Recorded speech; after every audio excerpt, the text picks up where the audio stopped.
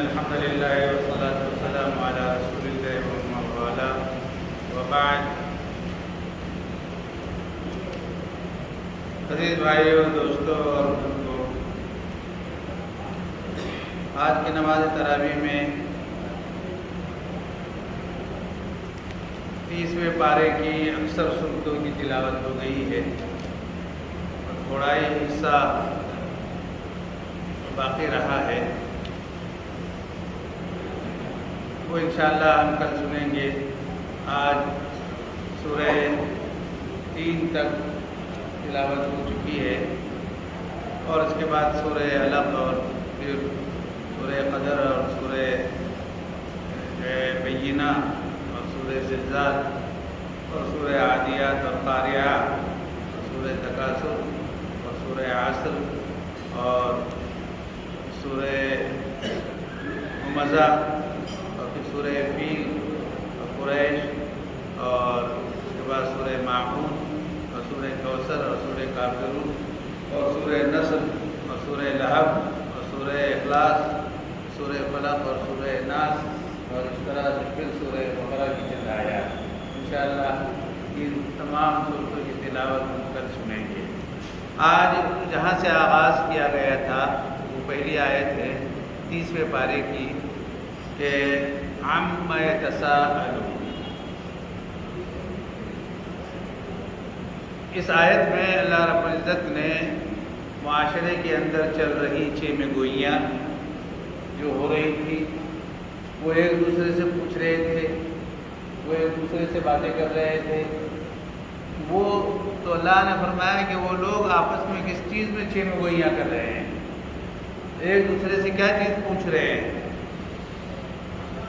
عن النبأ العظیم، کیا کسی بھاری چیز کے متعلق، یعنی قیامت کے بارے میں. اس لیے کہ قیامت کے بارے میں لوگ مختلف قسم کی رائے رکھتے تھے. کوئی کہتا تھا کہ آئے گی، کوئی کہتا تھا کہ نہیں آئے گی، کوئی کہتا تھا کہ شک ہے آنے میں، کوئی کہتا تھا کہ اگر آنے والی ہوتی تو ابھی تک آ گئی ہوتی، کوئی کہتا وغیرہ وغیرہ. اس طرح کی گفتگو اپنے آپس میں کر رہے تھے. اسی کے متعلق اللہ رب العزت سے پوچھا کہ اس بارے میں وہ ایک دوسرے سے اختلاف کر رہے ہیں، یعنی 6 میں وہ یہ کیا کر رہے ہیں؟ کیا وہ بڑی خبر کے متعلق پوچھ رہے ہیں؟ الذی هم فیہ مختلفون، جس میں کہ وہ ایک دوسرے سے اختلاف کر رہے ہیں، یعنی کوئی کچھ کہہ رہا ہے اور کوئی کچھ، جس کے جی میں جو آ رہا ہے وہ کہہ رہا ہے. کلا سیعلمون، ہرگز نہیں، وہ جو کچھ کہہ رہے ہیں وہ سب غلط. سیعلمون، وہ عنقریب جان جائیں گے، اور پھر وہ عنقریب جان جائیں گے. اس کے بعد میں اللہ تعالیٰ نے اپنے احسانات ان بندوں کی گنائے ہیں کہ کیا ہم نے زمین کو بچھونا نہیں بنایا، پہاڑوں کو ہم نے میخیں نہیں بنا دی تاکہ زمین کے اندر جو کچھ حرکت اگر ہوگی تو وہ اس کے اوپر وزن کی وجہ سے وہ تھم جائے.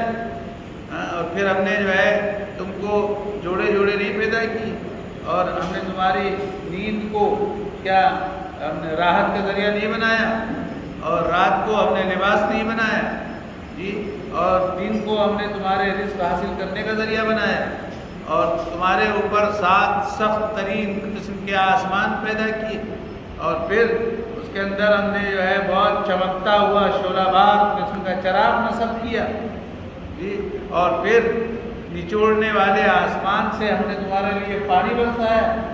جو آسمان سے جس طرح کوئی چیز نچوڑ کے نکالتی ہے، ایسے آسمان تمہارے لیے پانی نکالتا ہے، اور یہ پانی اس لیے برسایا تاکہ تم اس سے دانے اور پودے اگا سکو اور گھنے باغات اگا سکو.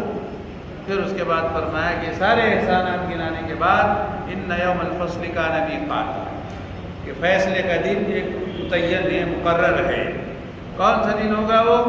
کہ یوم ینفخ فی الصور، جب سور پھونکا جائے گا تو تم لوگ فوج در فوج آؤ گے، اور آسمان کے دروازے اور آسمان کو کھول دیا جائے گا، اور ایسا کھول دیا جائے گا کہ جس میں سارے دروازے ہوں گے، اور پہاڑوں کو چلا دیا جائے گا، اور پہاڑ چلنے کی وجہ سے تم کو ایسا لگے گا کہ جیسے ریت ہے. اور دور سے اگر ریت کو آپ کسی صحرا کے ریت کو دیکھیں گے تو آپ کو لگے گا کہ جیسے سراب ہے، یعنی پانی ہے. آپ کو لگے گا کہ وہاں پانی ہے، پانی نظر آ رہا ہے. جب قریب جائیں گے تو ریت ہے. تو اس طرح سے ہم پہاڑوں کو بنا دیں گے. حالانکہ دیو ہیکل پہاڑ ہے، لیکن اللہ تعالیٰ اس کو اس قدر باریک بنا دیں گے یہ اس کی قدرت ہے۔ پھر اس کے بعد جہنم، وہ تو تاغ میں بیٹھی ہے، کن کے لیے؟ للطاغین مآبا، سرکشوں کے لیے وہ ٹھکانہ ہوگی، لابسین فیہا احقابا، جس کے اندر وہ صدیوں تک جو ہے پڑے رہیں گے۔ احقاب، احقاب کئی صدیوں کو کہتے ہیں، اور اس کے اندر پھر جو ہے اس کی جمع، تو کئی صدیوں تک اس میں پڑے رہیں گے، نہ اس کے اندر ان کو ٹھنڈک جو ہے چکھنے کو ملے گی، کوئی ٹھنڈا مشروب ملے گا، اور نئے پینے کی کوئی چیز ملے گی سوائے گرم پانی کے، اور ایسے پانی کے جو ان کے حلق میں اٹکتا رہے گا۔ یہ پورا بدلہ ہوگا اللہ کی جانب سے۔ کیوں؟ اس لیے کہ وہ حساب پر یقین نہیں رکھتے تھے، حساب کی ان کو امید نہیں تھی، اور ہماری نشانیوں کو جھٹلاتے تھے۔ ہم نے ہر چیز کو لکھ رکھا ہے، تو آپ چکھتے رہو، اور ہم ان کو مزید عذاب میں اضافہ کرتے رہیں گے۔ پھر جب ان لوگوں کا تذکرہ کیا، اس سے پہلے بھی میں نے بتایا تھا کہ ایک فریق کا تذکرہ جب قرآن کریم کرتا ہے تو دوسرے فریق کا بھی تذکرہ آتا ہے، ان للمتقین مفازا۔ اب متقیوں کے لیے، یہ تو گناہ گاروں کے لیے تھا، اب متقی کے لیے، اللہ سے ڈرنے والوں کے لیے خوب بڑے بڑے کھلی فضائے میدان ہوں گے، جی باغات ہوں گے، اور ایسے باغات ہوں گے جو انگور کے ہوں گے، اور سب نوجوان قسم کی عورتیں ہوں گی جو دوست ہوں گی، ان کی سہیلیاں ہوں گی، وہ سب خواتین وہ تمہارے لیے رکھی جائیں گی، اور وَكَأْسًا دِهَاقًا، اور چھلکتے ہوئے جو ہے جام ہوں گے جی۔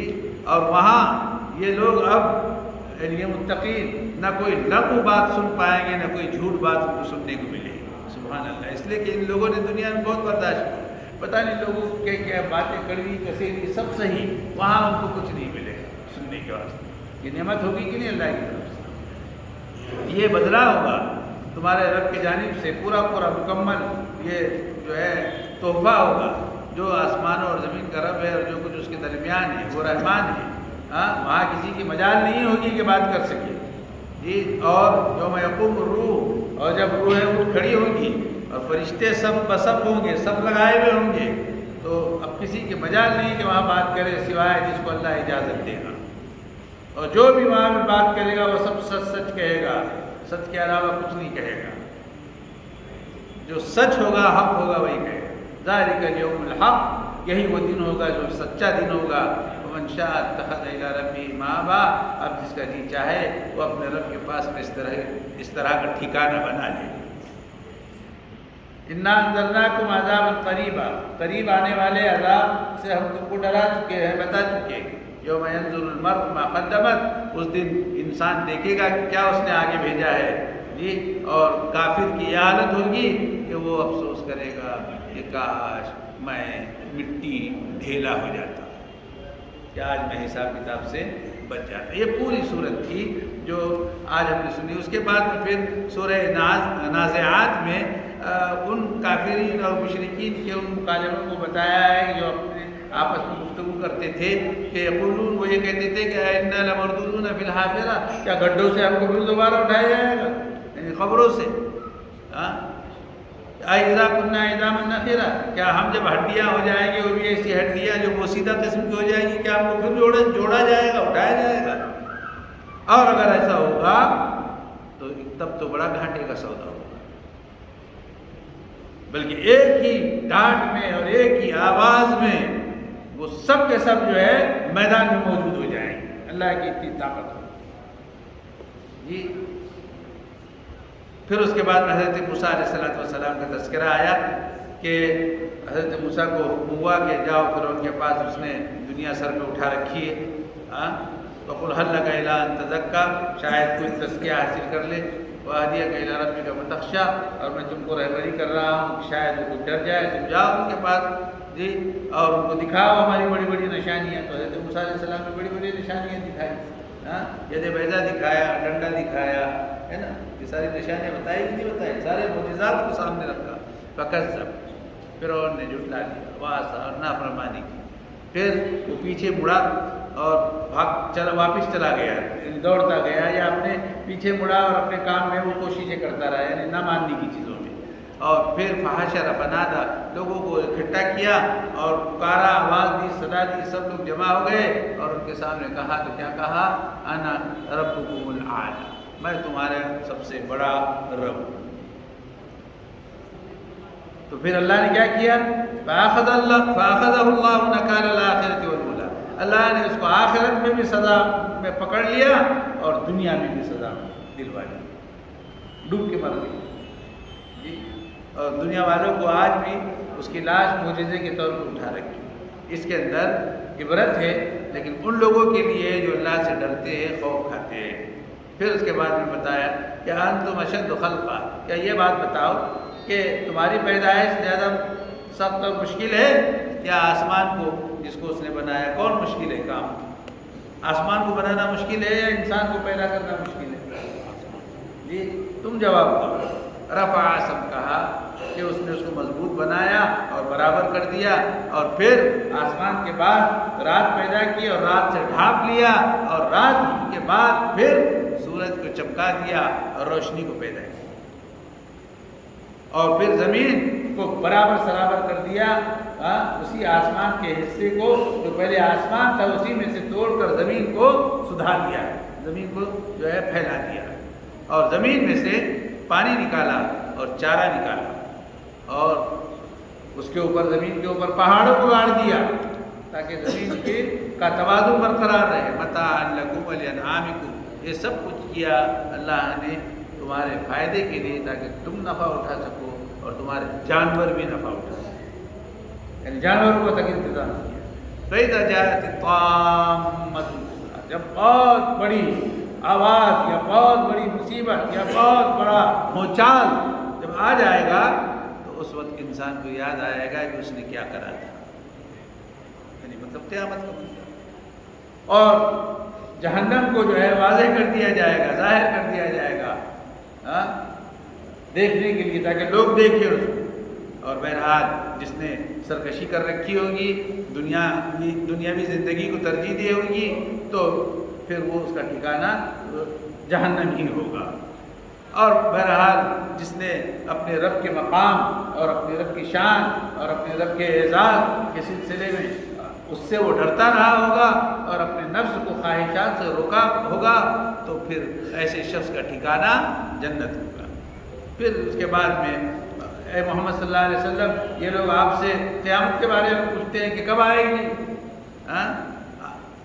فیما انت من ذکرہا، یہ تو اس کا پتہ تو آپ کو بھی نہیں ہے، آپ ان سے کیا تذکرہ کریں گے؟ الی ربک منتہاہا، آپ بتا دیجئے کہ اس کا علم کس کو ہے؟ اللہ ہی کو ہے، اللہ ہی کو پتہ ہے کہ کب آئے گی۔ انما انت منذر من یخشاہا، بس آپ کا کام یہ ہے کہ آپ لوگوں کو ڈرائے اور ان کو جو ہے جہنم کے عذاب سے کے سلسلے میں ان کو متنبہ کرے۔ کأنہم یوم یرونہا، اس دن وہ دیکھیں گے اس کو، ان تمام چیزوں کو، اور ان کو لگے گا کہ دنیا میں جتنا انہوں نے قیام کیا یا جتنے دنوں تک وہ دنیا میں رہے، یا تو وہ ایک شام انہوں نے گزاری یا پھر ایک چاشت کے وقت کے بقدر انہوں نے دنیا میں زندگی پائی، یعنی اتنا مختصر عرصہ ان کو لگنے لگے گا۔ اس کے بعد میرے عزیزوں، ایک سورہ عبس میں چونکہ حضرت عبداللہ ابن ام مکتوم رضی اللہ تعالیٰ عنہ کا واقعہ ہے۔ حضرت عبداللہ ابن ام مکتوم نابینا صحابی تھے اور غریب تھے، محتاج تھے، تو اللہ کے رسول صلی اللہ علیہ وسلم کے پاس میں بڑے بڑے پٹھاری اور چغادری وہ جمع ہوئے تھے، کچھ سمجھنے کے لیے یا کچھ حضور کو سمجھانے کے لیے، اس لیے کہ مقصود تو ایمان لانا نہیں تھا، لیکن انہوں نے وقت لے رکھا تھا کہ آپ سے بات کرنا چاہتے ہیں۔ اس وقت جو ہے حضرت عبداللہ ابن ام مکتوم رضی اللہ تعالیٰ عنہ تشریف لائے، تو اللہ کے رسول صلی اللہ علیہ وسلم نے ان کو رکوا دیا کہ ابھی یہ لوگ بات کر رہے ہیں، تو ذرا میں ان سے بات کر لوں، پھر وہ تو بندہ اپنا ہی ہے، پھر میں ان سے بات کر لوں گا۔ تو اللہ رب العزت کو یہ بات ناگوار گزری، تو اسی کا تذکرہ سورہ عبس میں کیا گیا ہے۔ عبس وتولی، جی، کہ ان کے آنے پر آپ نے، اور پھر حضور کو براہ راست مخاطب نہیں کیا۔ کیا شان ہے میرے مولا کی، میرے آقا کی، کہ اللہ نے مخاطب کر کے نہیں کہا کہ تم نے ایسا کیا، تم نے منہ موڑ لیا، ایسا نہیں کہا، بلکہ یعنی غائب کے صیغے سے استعمال کیا۔ اس نے جو ہے منہ تھوڑا سا ترچھا کیا، یعنی ناگواری کا اظہار کیا اور منہ پھیر لیا اس نے.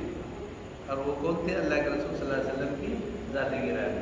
یعنی اللہ نے یہ نہیں چاہا کہ براہ راست ان کو مخاطب کر کے تم نے منہ موڑا، تم نے جو ہے آپ کے منہ پھیر لیا، ایسا نہیں کہا. یہ کب؟ انجاء العام، جب ان کے پاس میں ایک نابینا شخص آیا. کون تھے وہ؟ حضرت عبداللہ ابن ام مکتوم. اور پھر اللہ فرما رہے وما یدریک لعلہ یزکا، تمہیں کیا پتا تھا کہ وہ آتا تو کچھ نصیحت حاصل کر کے جاتا، یا یذکر فتنفعہ ذکرہ، یا کوئی ایسی نصیحت اس کو ملتی تو وہ تذکرہ اور وہ یاد، وہ آیت، وہ حکم، وہ مسئلہ اس کو فائدہ پہنچاتا اور وہ کسی اور کو جو ہے بتاتا. وَأَمَّا مَنِ اسْتَغْنَىٰ، اور جن کو کوئی سروکار نہیں ہے نہ اسلام سے نہ دین سے، جو بیٹھے ہیں آپ کے پاس، فَأَنْتَ لَهُ تَصَدَّىٰ، اور آپ ہے کہ ان کے لیے جو ہے یعنی ان کے لیے تڑپے جا رہے ہیں، ان کے لیے گرے جا رہے ہیں. جی وما علیک الا یزکا، آپ کا کام نہیں ہے کہ وہ نصیحت حاصل کرے تو ان کو آپ اتنا سمجھاتے رہے. واما من جاءک، ایسا اور رہا مسئلہ اس شخص کا جو دوڑتے ہوئے آپ کے پاس میں آیا، حالانکہ وہ اللہ سے ڈرتا ہے اور آپ ہے کہ اس سے غافل بنے ہوئے. یہ بات درست نہیں. اس سے یہ بات سمجھ میں آتی ہے کہ مطلب جو ایمان والا ہے، جو یہ ہے، پریفرنس اس کو دیا جانا چاہیے، اس کو ترجیح دینی چاہیے. کل اتنا تذکرہ، یہ تذکرہ ہے، یہ نصیحت ہے، جس کا جی چاہے اس کو یاد کر کے پھر اس کے بعد میں میرے عزیزوں انسان کے پیدائش کا ذکر کیا ہے کہ کیسے انسان کو پیدا کیا نطفے سے، اور یہ، اور پھر اس کو ٹھہرایا، پھر اس کو نکلنے کا راستہ بنایا، پھر اس کو موت دی، پھر اس کو قبر میں ڈالا، اور اب جب چاہے گا وہ اس کو قبر سے اٹھائے گا. بہرحال یہ وہ ساری چیزیں. اس کے بعد فَلْيَنْظُرِ الْإِنسَانُ، انسان کو چاہیے کہ ذرا وہ دیکھے یہ جو نوالا وہ حلق میں ڈالتا ہے منہ میں، یہ کیسا کیسا بن کے آیا، کتنے مرحلے گزار کر آیا ہے. کبھی غور کیا ہم نے یہ لقمہ جو ہمارا پیٹ بھرتا ہے، یہ پانی کا گھونٹ جو ہماری پیاس بجھاتا ہے. جی تو انسان کو چاہیے کہ وہ اپنے اس کھانے پر غور کرے. انا صببنا الماء صبا، آسمان سے ہم نے پانی برسایا. ثم شققنا الارض شقا، پھر ہم نے زمین کو پھاڑا، چیرا، پھر اس کے اندر سے ہم نے پیدا کیے دانے اور بہت ساری چیزیں، کیا؟ انگور، وہ قصبہ اور ترکاری، اور زیتون اور کھجور اور بہت گھنے باغات اور میوے اور چارہ، متاعا لکم، تم کو فائدہ پہنچانے کے لیے، اور ساتھ ہی ساتھ ولانعامکم، تمہارے جانوروں کے لیے. یہ کیا نعمتیں اللہ نے رکھی. فَإِذَا جَاءَتِ الصَّاخَّةُ، جب چنگھاڑ آ جائے گی، آواز ہوگی، یہ سور پھونک دیا جائے گا. اس دن کیا عالم ہوگا؟ ہو کا عالم ہوگا. یوم یفر المرء من اخیہ، انسان اپنے بھائی سے بھاگے گا، اس کو اپنی فکر ہوگی، اس کو اس سے کوئی مطلب نہیں ہوگا. یہ انسان اپنی ماں سے جو ہے دور رہے گا، الگ ہو جائے گا، اپنے باپ سے بھاگے گا، اپنی بیوی سے بھاگے گا، اپنے بیٹوں سے بھاگے گا.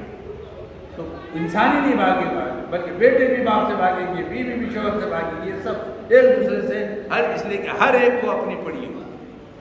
جی لِكُلِّ امْرِئٍ مِّنْهُمْ يَوْمَئِذٍ شَأْنٌ يُغْنِيهِ، ہر ایک کو اپنے کام سے مطلب ہوگا اور اپنی فکر میں ہوگا. اس دن کچھ چہرے وہ کیسے ہوں گے؟ روشن ہوں گے، مسکرا رہے ہوں گے، ان کے چہروں پر خوشی چھائی ہوئی ہوگی. اور کچھ چہرے اس دن ایسے ہوں گے کہ جن کے اوپر دھول جمی ہوگی، اور ان کے چہرے ہمارے افسوس کے اور غم کے سیاہ ہو جائیں گے اور کالے سے ہو جائیں گے. یہ وہ لوگ ہوں گے بعد والے جو کافر ہوں گے اور فاسق و فاجر ہوں گے. اس کے بعد میں میرے عزیزوں بہت ساری صورتیں ہیں جس کے اندر سب قیامت ہی کے بارے میں سورہ یعنی اذا الشمس کورت میں، اذا السماء انفطرت میں، اور اس کے بعد میں پھر جو ہے آپ کے ایک سورہ تطفیف میں جو بات اور حکم ملا ہے کہ وہ لوگ ایسے ہیں کہ جب لوگوں کے لیے تولتے ہیں، لوگوں سے جب لیتے ہیں تو پورا لیتے ہیں، اور جب لوگوں کو دیتے ہیں تول کر تو وزن میں کمی کرتے ہیں اور گھاٹا کرتے ہیں. یہ بات درست نہیں ہے، یہ اچھی بات نہیں ہے، بلکہ ہر وقت بھی انصاف کرنا چاہیے. اس کے بعد میں پھر میرے عزیزوں سورہ انشقاق میں بھی قیامت ہی کے منظر کشی ہے، البتہ سورہ بروج میں آئیے اور سورہ بروج ہی کی اس بات کو بیان کر کے ہم اپنے درس کو انشاءاللہ ختم کریں گے کہ سورہ بروج میں یعنی اصحاب اخدود کا تذکرہ کیا گیا۔ اصحاب اخدود وہ لوگ یعنی ایک کھائی والے، کہ ایک بادشاہ تھا زمانے میں، اور اس سلسلے میں بخاری اور مسلم نے جو روایت بیان کی ہے اور اس سے اصحاب اخدود پر روشنی پڑتی ہے کہ ایک بادشاہ تھا اور اس بادشاہ کے پاس میں ایک جادوگر ہوا کرتا تھا۔ تو وہ جادوگر بہت دنوں سے تھا اور بوڑھا ہو رہا تھا، تو بادشاہ نے وہ جادوگر نے بادشاہ سے کہا کہ اب میری عمر ہو چلی ہے اور آپ کسی نوجوان بچے کو میرے پاس بھی بھیج دیجیے تاکہ میں اپنا فن اور ہنر اس کو سکھا دوں۔ تو بادشاہ نے تلاش کیا، ایک نوجوان سے بچے کو جو ہے وہ تلاش کر کے لے آیا، اور وہ بچہ اپنے گھر سے جب آتا تھا جادو سیکھنے کے لیے اس جادوگر کے پاس بادشاہ کے دربار میں، تو راستے میں اس کو ایک راہب کا مکان ملتا تھا۔ راستے میں راہب سمجھتے ہیں کس کو بولتے ہیں؟ یعنی عالم، یعنی اس وقت راہب عالم اس کو بولتے ہیں جو حضرت عیسیٰ نبینا علیہ السلام کے دین پر تھے اور وہ دینی رہبری اور رہنمائی کرتے تھے۔ تو وہ راہب وہاں رہتا تھا، تو بچہ اس کو ملا اور راہب نے کچھ باتیں بتائی، بچے کی جی کو اچھی لگی، اور اس وقت وہی دین تھا، یہی دین اللہ کا اتارا ہوا دین تھا، تو بچے کو اچھی لگنے لگی۔ تو پھر جب جادوگر پوچھتا کہ دیر کی ہوئی، تو کہتا ہے کہ ذرا گھر پہ مشغولیت تھی، اور واپسی میں گھر والے اگر پوچھتے کہ دیر کی ہوئی تو کہا کہ آج ذرا سبق زیادہ لمبا لیا انہوں نے، یعنی کس نے؟ جادوگر۔ تو اس طرح سے یہ کام چلتا رہا، بالآخر بچے نے بہت سارا علم سیکھ لیا، یعنی جادوگر کا بھی علم سیکھا اور راہب سے بھی بہت سارا علم دین کا سیکھا۔ ہوا ایک مرتبہ وہ گزر رہا تھا اور راستے میں ایک بہت بڑے سے جانور نے، بعض حدیثوں میں آتا ہے کہ بہت بڑا اژدہا تھا، بعض لوگوں نے کہا کہ کوئی ایسا عجیب و غریب قسم کا جانور تھا جس کی وجہ سے راستہ رک گیا تھا اور لوگ بہت ڈرے ہوئے تھے اور خوف کھائے تھے۔ تو اب بچے کو لگا کہ ایک طرف جادوگر ہے، سمجھ میں نہیں آ رہا کہ کون سا علم صحیح اور درست ہے، تو راہب کا علم درست ہے یا پھر اس جادوگر کا علم درست ہے۔ تو بچے نے کیا کیا کہ ایک پتھر لیا اور پتھر لے کر وہ جو جانور تھا، یعنی اژدہا کہیے یا بہت بڑا بھیانک قسم کا جانور کہ جس نے راستہ لوگوں کا روک رکھا تھا اور لوگ ڈر رہے تھے، تو بچے نے پتھر لیا اور پتھر لے کے اس جانور کو یہ کہہ کے مارا کہ اے اللہ، اگر راہب کا علم سچا ہے تو اس جانور کو اس پتھر کے ذریعے سے ہلاک کر دے۔ تو ہوا یہ کہ وہ جانور ہلاک ہو گئے، راستہ کھل گیا۔ تو اس سے سمجھ گیا کہ جادوگر کا علم سچا نہیں ہے۔ اس کے بعد میں پھر اب یہ سب ماجرا ہو گیا، بچے کو پتہ چل گیا کہ راہب کا علم وہی صحیح علم ہے اور جادوگر کا علم کوئی سچا علم نہیں ہے۔ تو بہرحال بادشاہ کو پتہ چلا، تو بادشاہ نے اس بچے سے بہت بڑا انتقام لیا۔ کیا انتقام لیا کہ بچے کو جو بلایا کہ سب پورے علاقے کے اندر جو ہے چرچا ہونے لگی کہ یہ بالکل مطلب اس کے پاس کوئی علم ہے اور ایسا مسئلہ آ گیا تھا اور اس نے ایسا کیا کہ یعنی اے اللہ، اگر اس کا علم سچا ہے تو اس کو تو اللہ کا حوالہ دیا، اللہ کا واسطہ دیا، تو وہ ہلاک ہو گیا۔ تو اس کے بعد بادشاہ نے بچے کو پکڑا اور پوچھا کہ کون اللہ ہے، اور اس کو سخت سزا دی اور اس کو جو ہے آپ کے اس سے باندھا، ایک درخت میں باندھا اور اس کو تیر مارا۔ تو بچہ وہ تیر اس کو نہیں لگا، وہ زندہ رہا۔ تو بادشاہ کو بہت حیرت ہوئی کہ مرتا نہیں ہے۔ پھر اس کے بعد میں بادشاہ نے حکم دیا کہ اس کو لے جاؤ سمندر میں اور سمندر میں لے جا کے ڈھکیل دو، یہ ڈوب جائے گا مر جائے گا۔ لوگ لے کر گئے، اللہ نے وہاں بھی حفاظت کی اور وہ واپس آیا۔ پھر بادشاہ نے دیکھا کہ واپس آ گیا۔ پھر بادشاہ نے تیسری مرتبہ یہ کہا کہ اس کو اونچی پہاڑ پہ لے جاؤ اور وہاں سے اوپر سے ڈھکیل دو، تو ڈھکیل دیا۔ تو جو اس کے ساتھ تھے وہ سب مر گئے. اچھا ہر جگہ پہ سب مرتے گئے, خالی یہ بچہ بچتا رہا. تو پہاڑ سے جب رڑکا تو یہاں پر بھی وہ بچہ بچ کے آ گیا اور سب. تو بادشاہ نے پوچھا کہ تمہارے ساتھ میں جو لوگ تھے وہ کہاں ہیں؟ تو کفاہم ربی یا کفاہم اللہ, کیا کہ اللہ ان کو پر گیا, یعنی اللہ ان کے لیے کافی ہو گیا, ان کو پر گیا. تو اب بہت پریشان ہو گئے بادشاہ کہ کیا کرنا. تو بچے نے کہا کہ دیکھو بادشاہ, اگر تم مجھ کو مارنا ہی چاہتے ہو اور شہید کرنا ہی چاہتے ہو تو میں جس طرح سے کہتا ہوں تم وہ کرو. کہا کہ کیا؟ کہا کہ تم لوگوں کو سب کو جمع کرو اور مجھ کو ایک درخت میں لٹکاؤ, اور درخت میں لٹکانے کے بعد میں اپنا تیر یہ جملے کہہ کر چلاؤ کہ اللہم ارمی برب ھذا الغلام, کہ میں اپنا تیر ہے میرے رب اس بچے کے رب کے نام سے چلاتا ہوں, چلائیں گے تو میں مروں گا. تو پھر اب اس کے بعد اس نے ایسی کیا کہ بچے کے رب کے نام سے جو ہے تیر مارا تو بچہ ہلاک ہو گیا. لیکن یہ ماجرا دیکھ کر جتنے لوگ جمع ہوئے تھے سب اسلام قبول کرے جب ایمان لے آئے. تو یہ بات تو بادشاہ کو اور بہت زیادہ پریشان کر گئی کہ اتنے سارے لوگ جو ہے وہ دین اور اسلام کو قبول کر چکے ہیں. تو اس نے کیا کیا کہ اپنی طاقت کے زور پر اور سلطنت کے زور پر کھائی کھدوائی, اور کھائی کھدوا کر آگ جلائی, اور آگ جلا کر جتنے کے بھی دلوں میں ایمان تھا سب کو اس آگ میں ڈال دیا. اس کو کہتے ہیں اصحاب اخدود. اس میں ایک خاتون تھی, وہ اس کے پاس میں دودھ پیتا بچہ تھا, وہ ڈر رہی تھی کہ اس بچے کو لے کر کیسے میں جاؤں آگ کے اس میں. تو بچے نے اس وقت اپنی زبان سے بولا, وہ دودھ پیتا بچہ تھا, کہ اے ماں تو اللہ کے لیے صبر کر اور جو ہے کود جا. تو وہ کود گئی. تو اس طرح کا واقعہ جو ہے یہ اصحاب اخدود کا ہے جس کا ذکر یہاں پر کیا گیا ہے.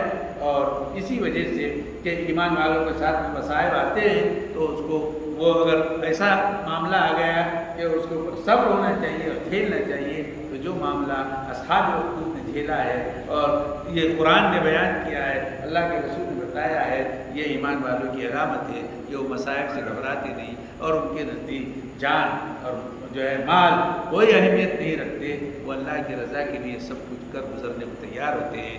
بس یہیں پہ رکتے ہیں, اللہ سے دعا کرتے ہیں اللہ تبارک و تعالیٰ مجھے اور آپ کو اور ہم سب کو قرآن کریم میں سمجھنے, پڑھنے, عمل کرنے اور اس کے احکامات کو اوروں تک پہنچانے کی توفیق عطا فرمائے. ربنا تقبل منا انک انت السمیع العلیم وتب علینا انک انت التواب الرحیم. صلی اللہ تعالی علی محمد وعلی آلہ وصحبہ اجمعین.